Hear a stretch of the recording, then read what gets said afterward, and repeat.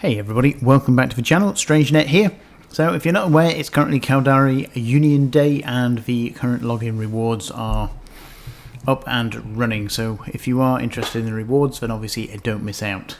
So if you haven't already subscribed, then please do think about it. We have today's giveaway, which is 5 of the Caldari Raven skins, scope skins.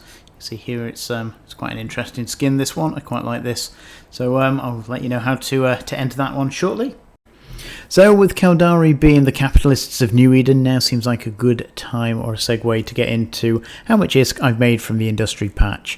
And over obviously the several months, half a year since the industry patch was announced and went live, obviously there has been a lot of discussion on forums and Reddit and the rest of it about how much people dislike the new changes and this, that and the other. But you know, as an industrialist, it's not about whether it makes my life easier or harder, it's whether I can extract ISK from it. And that's generally the approach I look at, because again, it's very easy to say, well, you know, I can't do this anymore and I can't do that, but that's irrelevant. And again, saying, well, I build ships or I want to do this, it's again to some extent irrelevant. All I care about is areas that I can make ISK, and that is obviously the bit that I focus on very specifically. And the whole process doesn't bother me in any way, shape or form. Now, if I can obviously start at the start and finish at the end, and I make profit all the way through, then fantastic, great,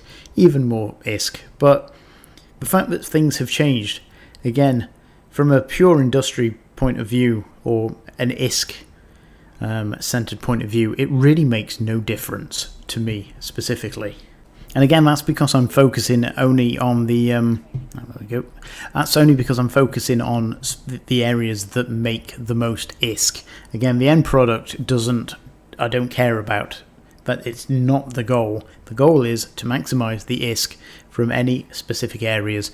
And again, since the industry patch, it did state that in one of the earlier videos that this would be a massive change and the potential to make ISK would be huge for anybody that managed to get in and get on with it.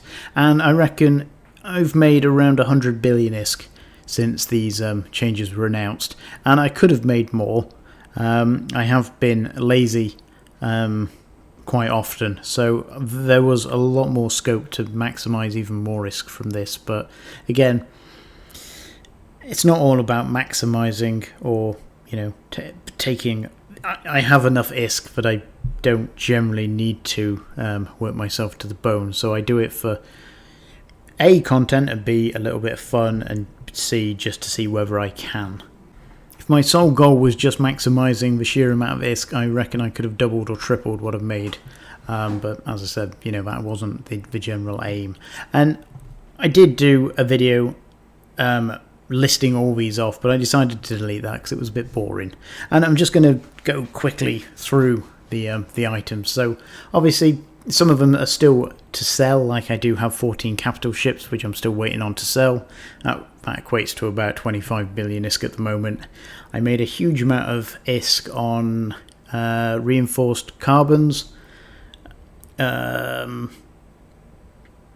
integrity seals, life support systems, and again, I'm still making decent ISK from all these areas now, but obviously it's now dropping off quite considerably and the margins are getting tighter and tighter, and this is always what happens. So the last patch that I made a significant amount of ISK from was the capital modules. Now, I can't quite remember when it was 6 years ago, somewhere around there, that CCP released a patch that basically gave capitals modules, capital size modules, so capital cap boosters, network sensor boosters, etc. And again, I made about 50 billion ISK from this, which was at the time the most I'd ever made.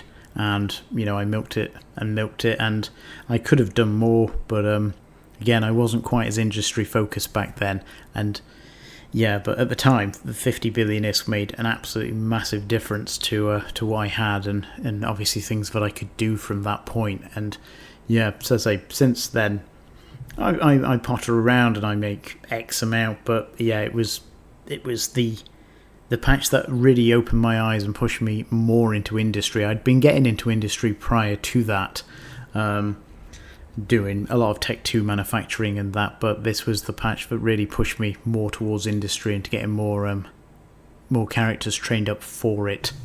And I think that highlights really just how important patches are, and just trying to work out whether it's something that you can extract any amount of value from, and whether it's something you want to get involved with. Like the Citadel expansion, I bought a couple of BPOs for the Citadels and that for the Astra houses, and I made quite a decent amount of ISK. Unfortunately, at the time, I couldn't really afford any of the bigger Citadels, or didn't have the liquid ISK to be able to buy Fortizars and the rest of it. So again, a little limited in scope there, but again, there was a lot of people that made very nice ISK from just getting in there early and getting BPCs from the BPOs out and getting them on the market. And obviously, when things are new, there's a huge markup, and obviously that's what's been fantastic about this industry patch from an industry point of view, that there were so many things changed and so many new things added. It wasn't just a handful of items, it was a whole raft of items, and that meant there were loads of areas that you could focus on. And because obviously it was so spread, it meant that anybody else doing industry was spread over a larger area. Now, obviously, when we'll take the sniping battle cruisers, I can't quite remember what they're called offhand, but the Naga and the Tornado, the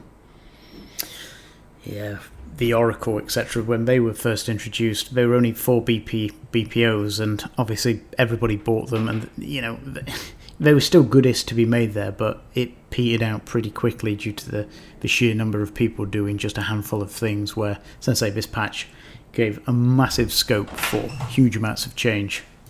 And obviously with this patch I had a nice amount of ISK coming into it, and that obviously helps to be able to diversify and obviously invest more, utilise the alts that I have, and obviously try and maximise the returns there. So I understand everybody obviously isn't in that, doesn't have them resources to hand, but again, you could still make a good amount of ISK from the one character.